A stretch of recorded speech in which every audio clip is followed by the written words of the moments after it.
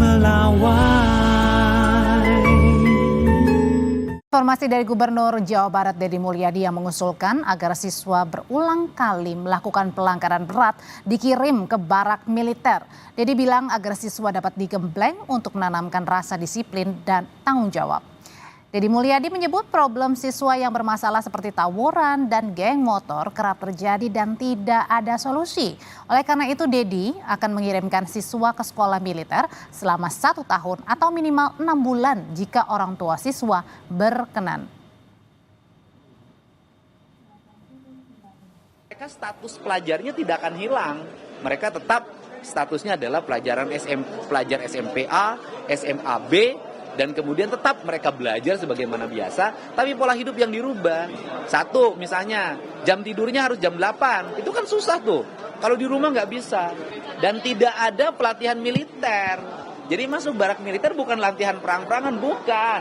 Membantu membangun kesehatan pikiran, kesehatan mental, dan kesehatan raga mereka agar mereka menjadi anak-anak yang bugar. Tetap belajar di sekolah.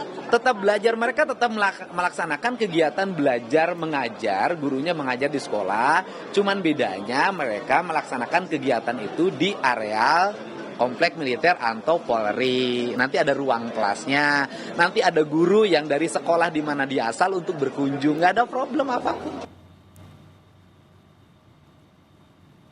Kepala Dinas Penerangan Angkatan Darat Brigjen TNI Wahyu Yudayana mengatakan pihaknya siap membantu Pemprov Jabar terkait rencana Gubernur Jawa Barat Deddy Mulyadi yang akan mengirim siswa bermasalah ke barak militer.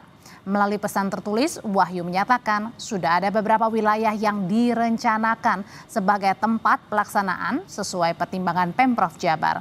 Meski belum mencakup seluruh wilayah di Jawa Barat, sedangkan untuk mekanisme penentuan siswa yang akan dikirim tentunya sesuai yang disampaikan Gubernur Jawa Barat, yaitu dipilih berdasarkan kesepakatan antara sekolah dan orang tua dengan prioritas pada siswa yang terlibat tawuran, terlibat geng motor, dan siswa yang orang tuanya sudah tidak mampu lagi mendidik secara etika dan perilaku seperti yang disampaikan Gubernur Jawa Barat.